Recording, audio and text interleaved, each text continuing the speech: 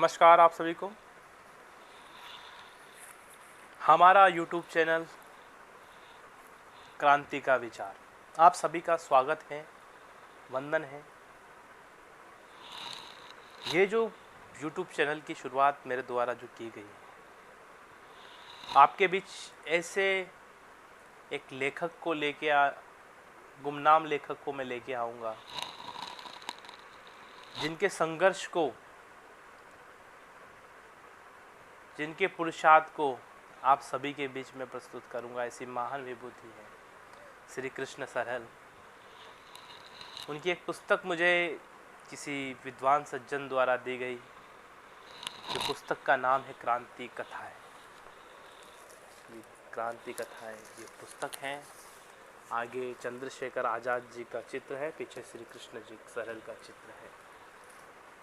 यह इतनी अच्छी अवस्था में तो मुझे नहीं मिली है कि इसका मैं स्कैनिंग करके आपको दूं या इसको भेज पाऊँ, लेकिन फिर भी कोशिश रहेगी कि इसको मैं अच्छे से सहजा कर इसका स्कैनिंग करवा पाऊँ। लेकिन मैं आपको इस पुस्तक के प्रकाशन में, शीर्षकों में जो कड़ियाँ हैं, उसके कुछ परिचय से आपको अवगत करवाना चाहूँगा। प्रकाशन का शीर्षकों में उन्होंने जो प्रथम बात कही है, लेखक ने 10 लाख किलोमीटर की यात्राएं करके प्रस्तुत कृति के लिए तथ्य संकलित किए हैं। तथ्य संकलन के लिए लेखक ने 10 देशों की यात्राएं की है। फुल स्केप आकार के 10,000 प्रश्न लेखक ने अपने हाथों से लिखे हैं। उन्हें कम करके ही पुस्तक का स्वरूप मिला है। कृति के लेखन में 27 वर्ष लगे हैं। इस पुस्तक की कृति को लेखन में 27 वर्ष लगे कि लेखक ने प्रथम विश्व युद्ध के समय गदर पार्टी के क्रांतिकारियों से लेकर सन 1861 गोवा मुक्ति तक के क्रांतिकारियों से व्यक्तिगत संपर्क स्थापित करके उनसे तथ्य प्राप्त किए हैं। कृति लेखन के लिए लेखक ने 1000 व्यक्तियों से साक्षात्कार किया है, जिनमें स्वयं क्रांतिकारी और उनके परिवार के लोगों भी सम्मिलित हैं। प्रस्तुत कृति के लिए तथ्य संकलन तथा 1000 प्रतियों के प्रकाशन में 3 लाख रुपए व्यय हुए। कुछ चित्र प्राप्त करने के लिए लेखक को काफी मूल्य को भी चुकाना पड़ा है। तथ्य संकलन के लिए की गई यात्राओं में लेखक ने 3 बार दुर्घटनाओं का शिकार हुआ है और 2 बार उसे जीवन दान मिला है। बिना किसी से आर्थिक सहायता लिए लेखक ने अपने व्यय से प्रस्तुत कृति का प्रकाशन किया है। इसके लिए उसे अपनी सारी चल अचल संपत्ति बेचनी पड़ी। यह कितनी बड़ी बात है। इस राष्ट्र में ऐसे लेखक हुए हैं जिन्होंने अपना सर्वस्व ऐसी पुस्तक को लिखने में और इसको प्रकाशन में लगा दिया, इसके सत्यता को प्रदर्शित करने के लिए लगा दिया। ये लेखक की 97वीं कृति है। 97वीं। लेखक की इतनी कृतियों में से किसी एक प्रति भी शासकीय खरीदी में नहीं खरीदी की, बस शासकीय स्तर पर इसकी खरीदी नहीं की।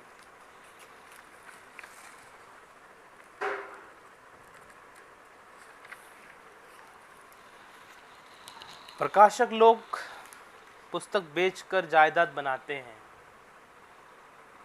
मैंने जायदाद बेचकर पुस्तक बनाई है, ये बात उन्होंने लिखी है।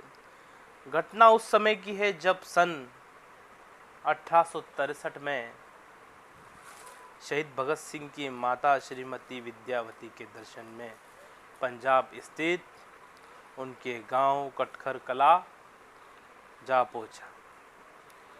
शहीद की माता से ढेर सारा स्नेह और जानकारी लेकर मैं विदा होने लगा तो उन्होंने कहा कि बेटे, तुमसे मेरी 2 अपेक्षाएं हैं,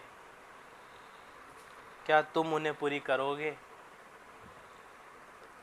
माताजी के मुंह में ये बात सुनकर मेरे मन में कुछ हलचल होने लगी। मैं सोच रहा था कि पता नहीं माताजी क्या अपेक्षाएं और उन्हें पूर्ण कर सकूंगा या नहीं। मुझे सोचने का अधिक समय नहीं मिला। माताजी ने अपनी इच्छाएं मेरे सामने व्यक्त कर दी। वह बोली कि बेटे, मेरी पहली अपेक्षा तो यह है कि तुम मुझसे निरंतर संपर्क बनाए रखना। हर महीने तुम्हारा कम से कम एक पत्र तो मेरे जीवन में आना ही चाहिए और 1 वर्ष में 2 बार तुम्हें मुझसे मिलना ही चाहिए। मैंने वचन दिया। माताजी, मैं आपकी इस इच्छा की पूर्ति करने का वचन देता हूँ। उन्होंने अपनी दूसरी इच्छा बताते हुए कहा कि मुझे लगता है कि मेरे दिन गिने चुने हैं। तुम मेरे बेटे पर जो ग्रंथ लिखने वाले हो वह बहुत जल्दी लिखना और बहुत जल्दी छपवा लेना। भगवान के घर जाने के पहले उस ग्रंथ को देख लेना चाहती हूँ। माताजी की इस इच्छा को उत्तर में मैंने कहा कि माताजी, जहाँ तक लेखन का प्रश्न है वह मेरे बस की बात है। मैं आपको वचन देता हूँ कि स्वयं अन्य बातों की ओर से खींचकर मैं लेखन में ही अधिक समय लगाऊंगा और मुझे विश्वास है कि मैं शीघ्र ही महाकाव्य का लेखन पूर्ण कर लूँगा। जहाँ तक उसके प्रकाशन का और प्रश्न है वह मेरे वंश की बात नहीं है। उसकी व्यवस्था तो प्रकाशक लोग ही कर सकेंगे। फिर भी प्रयत्न करूंगा कि किसी प्रकाशक को राजी करके उसका प्रकाशन शीघ्र ही करा लूं। माताजी, मेरे इस कथन का अर्थ लगा सकी। वह नहीं जानती है कि मैं ग्रंथ लिखने वाले अलग होते हैं और उन्हें छापने वाले अलग होते हैं। मेरे इस कथन को सुनकर उन्हें कुछ निराशा हुई। वो बोली कि तुम्हारा ग्रंथ मुझे जल्दी दिखने को नहीं मिलेगा। तो कुछ क्षण मौन रहने के पश्चात उन्होंने फिर कहना प्रारंभ किया कि भगत सिंह को फांसी लगने के पहले जेल में उससे मुलाकात करने गई। अपने बेटे से मिलने के लिए सुखदेव और राजगुरु की माता भी वहां पहुंची थी। हम लोग अपने शहीद होने वाले बेटों की आखिरी झलक पाने के लिए अधीर थी और भी बहुत से लोग उनसे मिलने जेल के फाटक पर मौजूद थे। जेल के अधिकारियों ने अपना निर्णय सुना दिया था कि अभियुक्तों की माताजियों के अतिरिक्त अन्य लोग उनसे नहीं मिल सकेंगे। थोड़ी देर बाद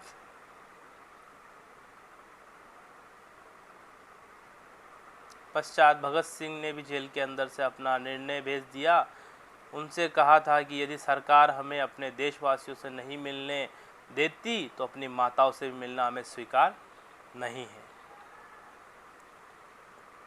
उसका तर्क था कि मृत्यु की इस बेला में हम लोग अपने और परायों का भेद नहीं कर सकते और यदि मृत्यु सच पूछा जाए तो देशवासी हमें अपने ज़्यादा सगे लग रहे हैं। अपने बेटों का यह निर्णय सुनकर हम लोग उनसे अंतिम बार मिले बिना ही वापस आ गए। हम उन लोगों के निर्णय से गर्वित थे पर हर्षित नहीं थे। मेरे उस बेटे ने अपने जीवन के अंतिम समय में मुझे निराश किया था। अब मेरे जीवन का अवसान निकट सा आ पहुंचा है। मेरे एक बेटे तुम हो जो मेरे अवसान के दिनों में मुझे निराश करने चले हो। क्या तुम ऐसा कुछ नहीं कर सकते कि मेरे बेटे से तुम मुझे मिला दो? मेरे बेटे पर जो ग्रंथ तुम लिखोगे उस देखकर ये समझ लूँगी कि मैंने अपने बेटे से आखिरी मुलाकात कर ली। माताजी का वक्तत्व समाप्त हो चुका था। उनके चेहरे पर गंभीर भाव थे। उनके समीप ही खड़ी हुई उनकी एक पुत्रवधू श्रीमती लीला रणवीर सिंह अपना धैर्य खो बैठी। उनके नेत्रों से आंसुओं की झड़ी लग गई। माताजी ने उन्हें छाती से लगाकर अपने पल्लू से आंसू पोंछे। मैं इस समय तक कृतज्ञ विमुड़ बना हुआ था, मुझसे कुछ कहते हुए नहीं बना। माताजी के चरणों पर गिरकर मैंने भी कुछ बूंदों से उनका पाद प्रक्षालन किया। माताजी ने मुझे उठाकर अपने हृदय से लगाया और मेरे सिर पर प्यार का हाथ फेरने लगी। रुधे हुए कंठ से कहा कि माताजी, मैं आपको वचन देता हूँ कि किसी न किसी प्रकार आपके बेटे पर लिखा गया महाकाव्य बहुत शीघ्र ही आपके हाथों में दे दूंगा। माताजी का यह आश्वासन देकर और उनके अनेकों आशीर्वाद और ढेर सारा दुलार लेकर मैंने उनसे विदा ली। उज्जैन पहुंचकर मैं साधना में लीन हो गया। कॉलेज के अध्यापन के अतिरिक्त बचा हुआ समय मैं लेखन के लिए देने लगा। स्वयं को क्रांतिकारी जीवन में ढालने का प्रयत्न किया। घी, दूध और मिठाइयों का परित्याग कर दिया। चटाई बिछाकर भूमि शयन करने लगा।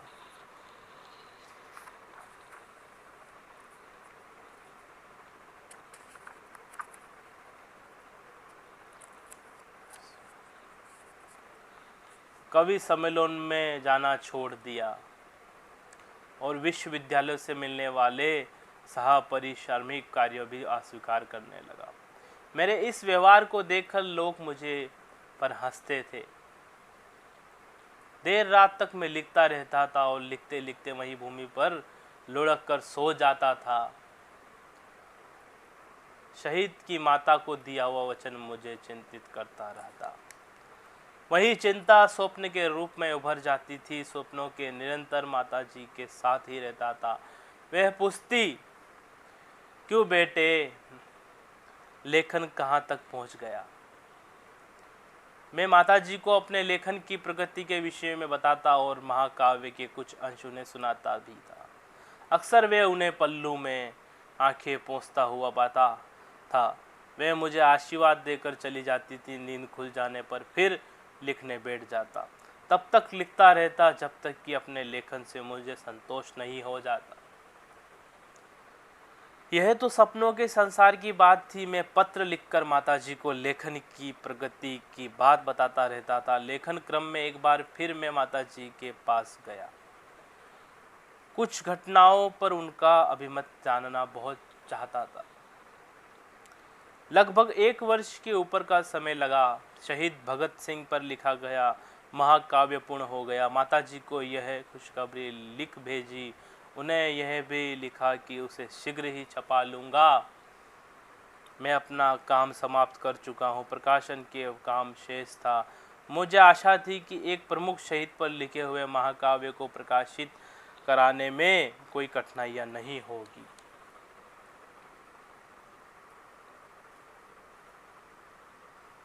मैं तो यहाँ तक कि आश्वस्त था कि उसे प्रकाशित करने के लिए प्रकाशकों में होड़ लग जाएंगी। महाकाव्य की पांडुलिपि लेकर दिल्ली पहुंचा। प्रकाशकों से मिला। कोई कहता हिंदी की कविता बिकती ही नहीं। इतना बड़ा महाकाव्य छापकर हम व्यर्थ अपना पैसा नहीं फंसाएंगे। दूसरा कहता हमारी सेब में कई पांडुलिपियाँ रखी हुई है, आप भी छोड़कर जाइए। उन सबके छप जाने के पश्चात आपकी कृति का भी क्रम आ जाएगा। 2-4 साल तो आपको प्रतीक्षा करनी ही चाहिए। मैं पांडुलिपि किसी के पास जा पहुंचा। वहां कहता है अगर आप इसे छापना ही चाहते हैं तो उसकी छपाई का पूरा पैसा हमें पेशगी दे दीजिए। हम अपने प्रकाशन का नाम डाल देंगे। हमारे प्रकाशन के नाम से आपकी पुस्तक चमक जाएगी। पुस्तक बिकने पर आपका पैसा लौटा देंगे। मैं वहाँ से चल देता और किसी अभ्य प्रकाशन के पास जा पहुँचा। वहाँ भी उन्होंने उत्तरों जैसा ही कोई उत्तर मिलता। कई शहरों में घूम गया, ऐसा लगा कि जैसे भारत के सभी प्रकाशक एक दूसरे के भाई बंद है। मुंह लटकाए हुए मैं अपने घर लौट आया। सोचता था कि जिस देश में शहीदों की ये कद्र है, उस देश का क्या होगा। शहीद की माता को दिया हुआ वचन प्रतिपल चिंतित किए रहता था। एक दिन परिवार के लोगों को अपने सामने बिठाया और अपनी समस्याओं को उनके सामने रख दी। परिवार में 2 बच्चे छोटे छोटे थे, जिनमें से एक प्राथमिक पाठशाला में और दूसरा माध्यमिक पाठशाला में पढ़ता था। उन दोनों ने यही आश्वासन दिया कि हम लोग अपनी आवश्यकताओं को कम कर लेंगे, ऐसी वस्तु नहीं मांगेंगे जिससे आपकी आर्थिक पैसा खर्च करने की पड़े। बच्चों की ओर से यह आश्वासन बहुत आश्वासन था। पत्नी ने कहा कि मेरे पास सोने चांदी के जितने आभूषण हैं उन्हें आप बेच दीजिए, शहीद भगत सिंह पर लिखी हुई किताब छपवा लीजिए। आखिरी में मैंने अपनी पत्नी का ये त्रास दे ही दिया और उसके सारे आभूषण बेच दिए। पुस्तक तो परीक्षा लेने पर तुली हुई थी, घर का अश्य सामान भी बेचना पड़ा। धर्मशाला में ठहरने के लिए जितना सामान अपेक्षित होता है उतना रखकर सब कुछ बेच दिया।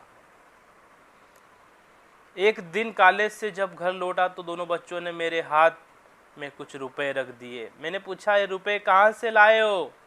उन्होंने कहा, आपकी पुस्तक की छपाई में ये हमारा योगदान है। पत्नी ने स्थिति स्पष्ट की कि कबाड़े का सामान खरीदने वाला इधर से निकल रहा था। इन लोगों ने अपने सारे कपड़े बेच दिए, गर्म कपड़े भी नहीं छोड़े, जो पहने हैं वही कपड़े रह गए हैं।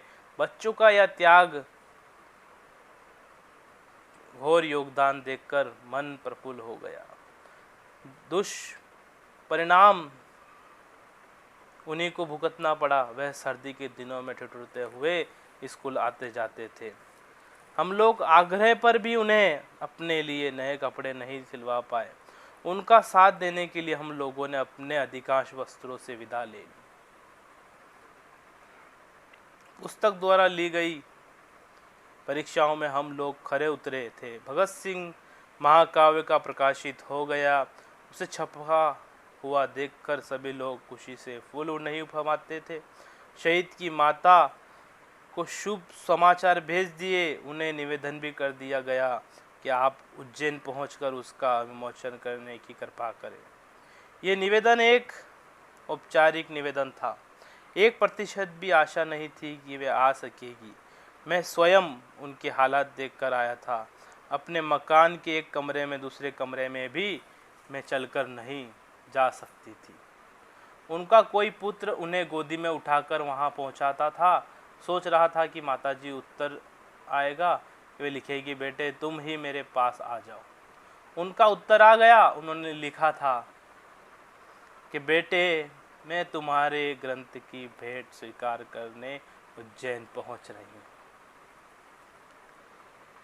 विश्वास नहीं हो रहा था कि माताजी उज्जैन पहुंच सकेगी। मित्रों से चर्चा की। उज्जैन नगर में जैसे उत्साह के करंट में छुआ दिया गया। माताजी के स्वागत के लिए समिति बन गई। इन समितियों को विशेषज्ञता ये थी कि इसमें सभी राजनीतिक दलों के लोग थे। यह पहला अवसर था कि जब सब पार्टियां अपने भेदभाव भूलकर एक मंच पर बैठी थी। माताजी उज्जैन पहुंची। उनका स्वागत ऐतिहासिक स्वागत बनकर रह गया। उज्जैन को राष्ट्रपतियों और प्रधानमंत्रियों का स्वागत करने का गौरव प्राप्त हो चुका था, लेकिन शहीद भगत सिंह की माताजी के स्वागत ने पिछले सभी स्वागत को पीछे छोड़ दिया।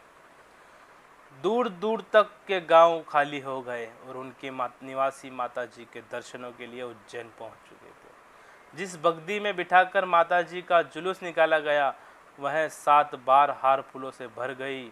उसे बार बार खाली करना पड़ता था। लोगों ने होड़ थी, वह पुलिस के डंडे खाने को तैयार थे, लेकिन माताजी के चरण स्पर्श किए बिना हटने के लिए तैयार नहीं थे। माताजी ने छोटे बच्चों को अपने पैर नहीं छूने दिए, हर बच्चे के सिर पर हाथ फेर कर उससे आशीर्वाद देकर ही विदा करती थी। साधु सन्यासियों को भी माताजी ने पैर नहीं छूने दिए, वे अपना माथा झुकाकर और दोनों को हाथ जोड़कर उन्हें स्वयं प्रणाम करती थी। लोगों को प्रणाम करते करते उनके दोनों हाथ बुरी तरह से सूज गए, फिर भी उन्होंने लोगों को प्रणाम का उत्तर प्रणाम करके ही दिया। संध्या का समय आयोजित आम सभा का वातावरण पगलाया हुआ था। माताजी में अपने घर पर जो इसने मुझे दिया था उसके कुछ स्मरण मैंने लोगों को सुना दिए। वह घटना भी मैंने लोगों को सुनाई कि माताजी अपने फांसी पाने वाले बेटे से अंतिम भेंट किए बिना ही जेल से लौट आई थी। लोगों की आंखों में आंसुओं की धाराएं बह रही थी। आखिर रंगीन कागज में लपेटी हुई भगत सिंह की महाकाव्य की एक प्रति मैंने माताजी की ओर बढ़ा दी। पुस्तक को अपने हाथों में लेने के बजाय उन्होंने अपने हाथ पीछे खींच लिए और मैं आश्चर्यचकित था। सभी लोग हैरान थे। माताजी ने अपने हाथों में पुस्तक लेने से स्वयं को इनकार कर दिया। स्थिति माता ने स्पष्ट की मेरी ओर मुखातिब होकर वह बोली कि तुम्हें पहले चंद्रशेखर आजाद पर ग्रंथ लिखना चाहिए था, क्योंकि भगत सिंह से पहले वह शहीद हुआ था। मेरे मुलाहिजे से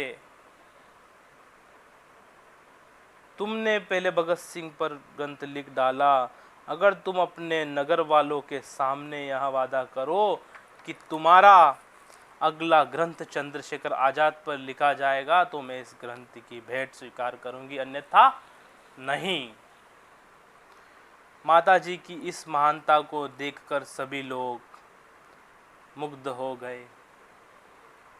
उनकी जय के नारे देर तक गूंजते रहे। इसी बीच मैंने किसी से एक चाकू प्राप्त कर लिया और भावावेश आकर अपना अंगूठा चीरकर माताजी के माथे पर रक्त का तिलक लगाया और उन्हें वचन दिया कि मेरा अगला महाकाव्य अमर शहीद चंद्रशेखर आजाद पर ही होगा।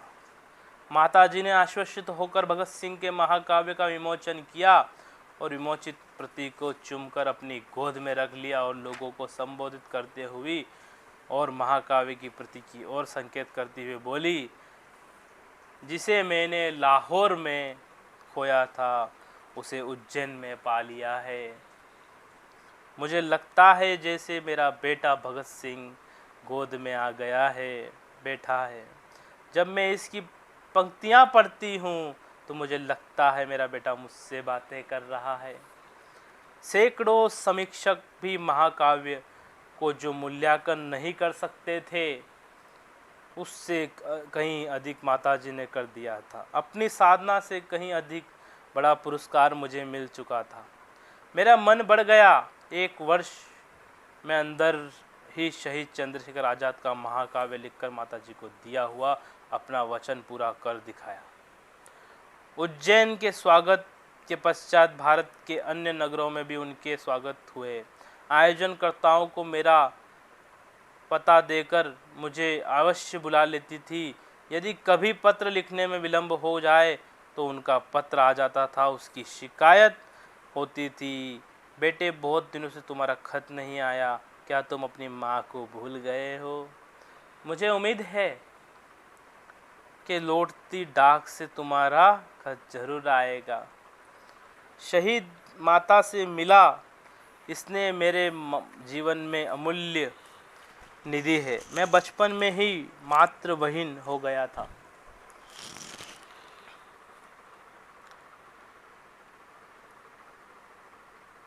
उसकी प्रति शहीद माता ने कर दी है, इतनी अधिक की है कि मैं उनका स्नेह पाकर भुला गया हूँ। आज माताजी इस दुनिया में नहीं है। उनका स्नेह मुझे हर संघर्ष में संभल बना दे रखता है। उनके द्वारा दी हुई 2 निशानियाँ भी मेरे पास सुरक्षित है। उन्होंने अपना वह दुपट्टा मुझे दे रखा है जिस पर फूलों की पराग में उन पर बरसाए गए अबीर गुलाल का रंग और बार बार खुशी के आंसू पोंछने के निशान अंकित है।